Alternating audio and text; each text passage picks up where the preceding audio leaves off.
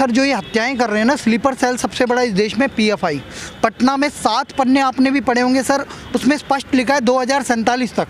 आज 2022 चल रहा है, आज से 25 साल बाद आप बना रहे हो आज़ादी का अमृत महोत्सव, लेकिन जब डायमंड जुबली आएगी, जब इस देश के 100 साल हो जाएंगे, तब इस देश में इस्लामिक राज होगा। या तो वो हमारा खतना कर देंगे, हमें या तो कन्वर्ट कर देंगे या मार देंगे, ऐसी उनकी प्लानिंग है और खुलेआम उसमें लिखा हुआ है। सर वही बात ये दोहराने के, वो भय पैदा करने के लिए उसी की एक रूपरेखा, उसकी एक ब्लूप्रिंट है ये सरतन से जुदा गैंग जो एक्टिव हुआ है। और वहाँ पे भी पीएफआई और एसडीपीआई का नाम आया है। आपने बिल्कुल सही बताया है कि पड़ोसी ही हत्या कर रहा है। यहाँ पे जो हत्या हुई है प्रवीण निटारू की, उस हत्या में एक व्यक्ति प्रवीण के यहाँ पे जॉब करता है, उसी के बेटे का नाम आता है उसकी हत्या में। एक व्यक्ति जो जिसका बाप उस व्यक्ति के पास काम कर रहा है, रोजी रोटी कमा रहा है, और उसका बेटा सिर्फ नुपुर शर्मा या कन्हैया लाल के सपोर्ट करने में उसकी हत्या कर दे। सर ये मानवता पे कलंक है, बहुत बड़ा कलंक है। ये बनता है कि गृह मंत्रालय क्या कर रहा है। आपने देखा शाहीन बाग हो गया, एनआरसी आया, दिल्ली दंगा हो गया, जो लोग गला काट रहे हैं उन पर कानून क्यों नहीं बनाया जा रहा ताकि ऐसा करने से पहले उनको 10 बार सोचना पड़े। सर मैं गृह मंत्री अमित शाह को टोटली फेलियर मानता हूँ इस मामले में, क्योंकि दिल्ली दंगे जब हुए मैं यहीं पे था और शाहीन बाग आंदोलन चल रहा था।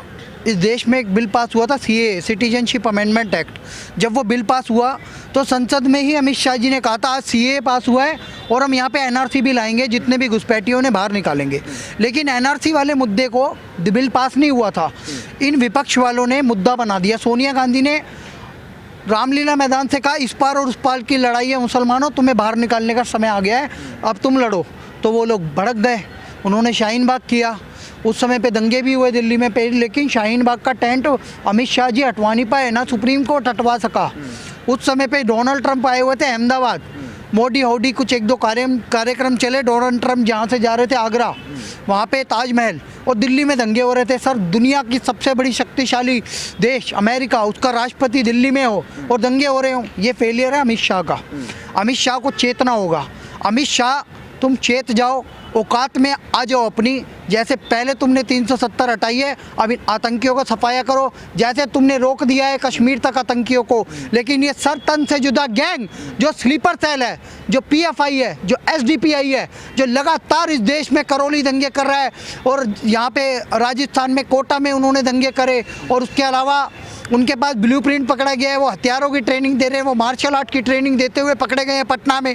किसी रो ने, आईबी ने उन्हें नहीं पकड़ा है, पटना पुलिस ने उन्हें पकड़ा है। और वो सीक्रेट डॉक्यूमेंट जब रिलीज हुआ है उसमें स्पष्ट लिखा हुआ है SC ST OBC हमारे साथ हो जाएंगे, जो अपर कास्ट है, जो राजपूत है, जो बनिया है, मतलब जिसे वो बोलते हैं वैश्य समाज, और ब्राह्मण, हम इन तीनों को तो मार देंगे या कन्वर्ट कर देंगे, और ये सब हमारे साथ है। जय भीम का नारा लगाएंगे। बिल्कुल पाकिस्तान वाली सिचुएशन। सिर्फ 100 साल में 1947 में ईस्ट पाकिस्तान और वेस्ट पाकिस्तान सर बनाया गया था। आज एक बांग्लादेश देश बन चुका है और एक पाकिस्तान देश बन चुका है। भारत में ही से तो निकले हैं ये, लेकिन भारत पे भी कब्जा करना चाहते हैं। जो हिंदू मानुस है, क्या वो अब समुद्र में डूब के मरेगा क्या? इस देश के अलावा हमारे पास नहीं है कुछ। शुरुआती दौर में अभी आपने एक बात कही थी, कश्मीरी पंडितों को जब खदेड़ा गया तो उन्होंने कहाँ शरण ली? दिल्ली में और जम्मू में। लेकिन हमें जब मारा जाएगा, हमें जब खदेड़ा जाएगा, हम कहाँ जाके शरण लेंगे? या तो मारे जाएंगे या कन्वर्ट हो जाएंगे या खत्म हमारा अस्तित्व। हमारे अस्तित्व की लड़ाई है। इस समय अमित शाह जी को चेतना पड़ेगा और नरेंद्र मोदी सरकार को जागना पड़ेगा कि आप जो कॉन्स्पिरेसी चल रही है, ये सर तन से जुदा गैंग जो एक्टिव हुआ है, जो स्लीपर सेल पाकिस्तान से ट्रेनिंग लेके बीजेपी में भी घुसपैठ करने की कोशिश करते हैं, जो गौस मोहम्मद है और मोहम्मद रियाज है, 2014 में ट्रेनिंग लेने के बाद साइलेंट बैठ गए। फिर उन्हें आदेश हुआ कि नुपुर शर्मा के समर्थन में कन्हैया लाल ने पोस्ट डाली है, जाके धमकाओ। पहले धमकाया, उसने पुलिस में कंप्लेंट करी, उसकी कंप्लेंट नहीं सुनवाई हुई, उस बंदे का गला काट के उन्होंने कहा ओ नरेंद्र मोदी, लड़ाई तुमने शुरू करी थी, आज हमने कन्हैया लाल का गला काटा है, नरेंद्र मोदी यही तलवार कल तुम्हारे तक जाएगी। क्या इस धमकी के बाद भी तुम बैन नहीं करोगे इन संगठनों को? क्या इन स्लीपर सेलों को खत्म नहीं करोगे? अच्छा, कर्नाटक के मुख्यमंत्री कह रहे हैं कि अगर जरूरत पड़ी तो मैं योगी मॉडल भी अपनाऊंगा। सर योगी मॉडल तो मोदी को भी अपनाना चाहिए। मैं तो ये कहता हूँ मोदी सरकार फेलियर है, होम मिनिस्टर फेलियर है हमारा अमित शाह, उसे योगी जी से सीखना चाहिए।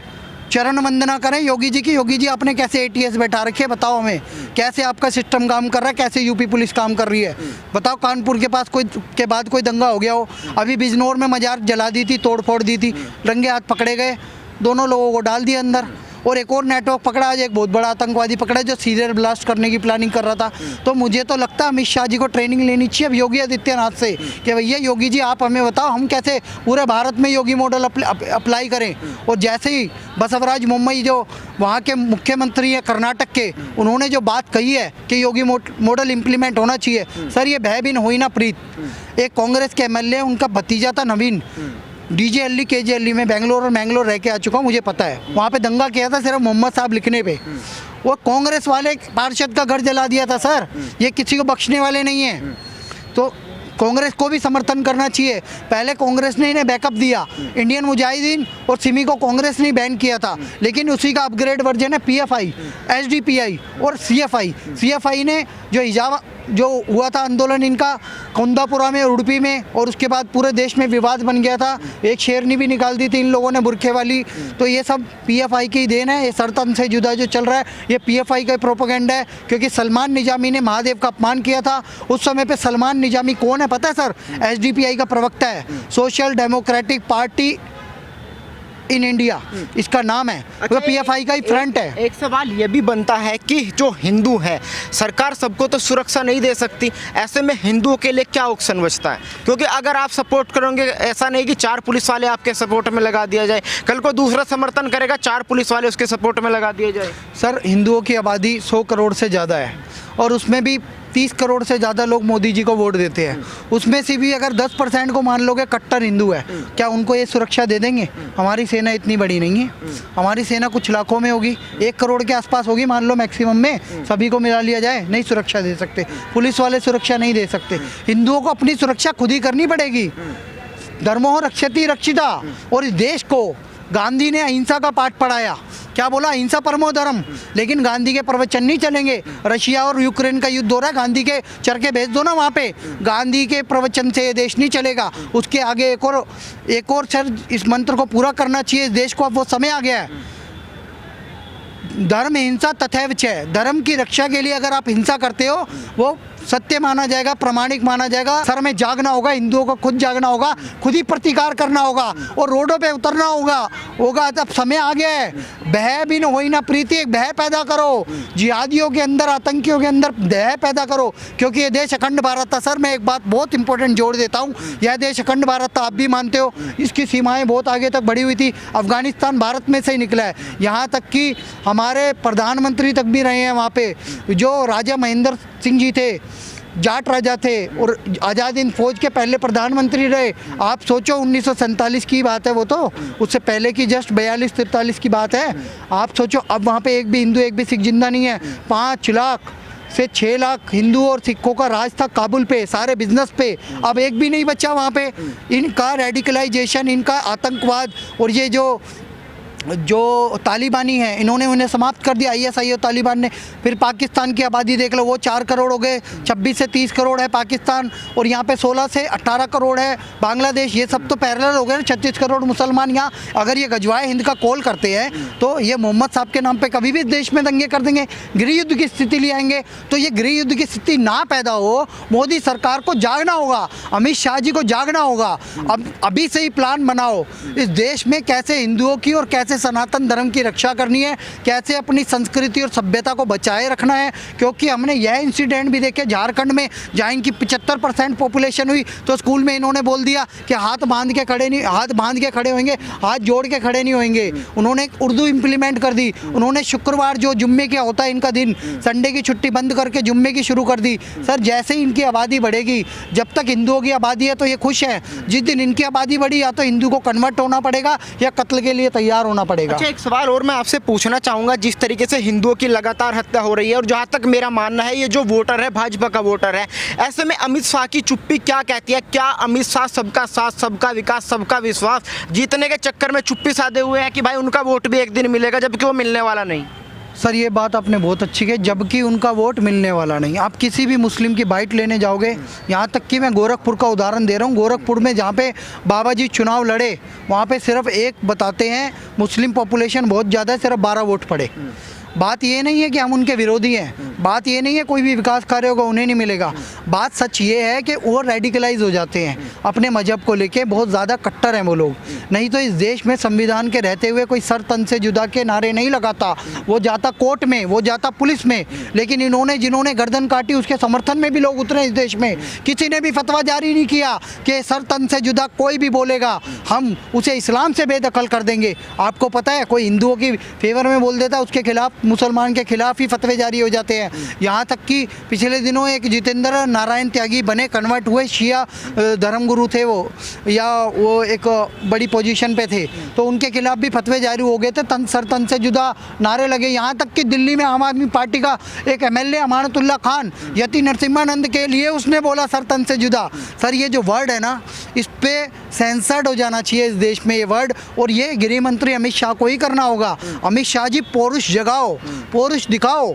हमें सुरक्षा भी चाहिए। अगर 303 सीटें आपको दी है, 370 भी आपने हटाई है, ट्रिपल तलाक भी ख़त्म किया है, राम मंदिर का भी निर्णय आया है, हमें सुरक्षा भी चाहिए। आपको सुरक्षा के लिए लाए, हिंदुओं ने ही आपको सबसे ज़्यादा वोट दिए हैं, आपकी तरफ से जीते भी हिंदू सबसे ज़्यादा है। इसीलिए आपको हिंदुओं के प्रति थोड़ी संवेदना दिखाते हुए उनकी रक्षा के लिए भी कदम उठाने की ज़रूरत है। नहीं तो हिंदू मानस भड़क जाएगा तो आप पे ही भारी पड़ेगा। अब समय है हिंदुओं के बारे में भी सोचो, देश के बारे में भी सोचो। और ये देश हिंदुओं से है, सनातन धर्म से है। पहले हमारे धर्म की रक्षा करो, तभी यह देश बच पाएगा। नहीं तो इस देश का इस्लामीकरण बहुत जल्दी हो जाएगा। अगर हम ऐसे ही नपुंसकों की तरह अपने लोगों की हत्या होते हुए देखते रहेंगे तो बहुत बुरे दिन आगे भी देखने पड़ेंगे हमें। अच्छा, आखिरी सवाल आपसे पूछना चाहूँगा, क्या अमित शाह की जो चुप्पी है, जो निंद्रा है, वो टूटेगी या हिंदू का गला ऐसा ही कटता रहेगा? कोई कानून बनने की उम्मीद दिखाई दे रही है? सर वैसे उम्मीद नहीं दिखाई दे रही, पर हम तो रिक्वेस्ट कर सकते हैं। हम तो एक आम नागरिक हैं, अपनी पीड़ा व्यक्त कर सकते हैं। लोकतांत्रिक देश है, अभिव्यक्ति की आज़ादी है। मैं गृह मंत्री को बोल सकता हूँ ये बात कि भैया जाग जाओ और कोई कार्रवाई कर लो। नरेंद्र मोदी जी को बोल सकता हूँ, इतना बड़ा मैंडेट मिला है और 4 राज्यों में अभी तुम जीत के आए हो, लेकिन आने वाले समय में आपके पास कोई खड़ा नहीं होएगा। अगर आप हिंदुओं की रक्षा नहीं कर पाओगे तो वैसे ही लोग इस्तीफा देना शुरू कर देंगे। योगी मॉडल इम्प्लीमेंट करो, अच्छा सा समन्वय बनाओ। ये असम के जो हिमंता बिस्वा शर्मा है, उन्होंने भी 14 आतंकवादी पकड़वाए हैं जो असम वहाँ से आए हुए थे, बांग्लादेश से, और बड़े सीरियल ब्लास्ट करने के लिए आए हुए थे। तो मेरा मानना ऐसा है, सेंट्रल एजेंसीज को भी सिर्फ सैलरी नहीं लेनी चाहिए, ये रो और आईबी वालों को भी प्रोएक्टिव होकर कार्य करना चाहिए। क्योंकि देश में हिंदू आतंकवादी कभी पकड़ा नहीं जाएगा, क्योंकि हिंदू आतंकवादी होता ही नहीं है, पकड़ा एक ही कम्युनिटी से जाएगा। इस कम्युनिटी पर ध्यान रखो, इनके मदरसों पर, मौलवियों पर, उम्मा पे, मकरज पे, और जो इनके तबलीगी जमात है इन सब पे नज़र रखो, इनकी पूरी फाइलें खंगालो। उसके अलावा पीएफआई को बैन करो, पीएफआई के जितने भी अधिकारी हैं, प्रवक्ता हैं, सबके कॉल डिटेल्स निकालो, आईएसआई से इनका संबंध ढूंढो, क्योंकि एक सबसे बड़े स्लीपर सेल और टूल किट इस देश में पीएफआई एसडीपीआई है। इस पर बैन लगाना बहुत ज़रूरी है। नुपुर शर्मा को विवाद भी इन्होंने ही बनाया है। अब समय आ गया है इन पर प्रतिबंध लगाने का। प्रोएक्टिव होके अमित शाह जी आप कार्य कीजिए, हम आपके साथ हैं। हम आपको 400 सीटें जितवाएंगे। आगामी 2024 चुनाव में मैं रामेश्वर आर्या खड़े होकर कह रहा हूं, मैं वादा करता हूं भारतीय जनता पार्टी के लिए तन मन धन समर्पित करके मैं पूरा चुनाव प्रचार करूंगा। लेकिन मेरी एक शर्त है, हिंदुओं की रक्षा की जाए, हिंदुओं को बचाया जाए। सनातन धर्म के लिए आप प्रोएक्टिव होकर काम करें, हम आपके साथ हैं। जय हिंद, जय भारत, वंदे मातरम, भारत माता की जय।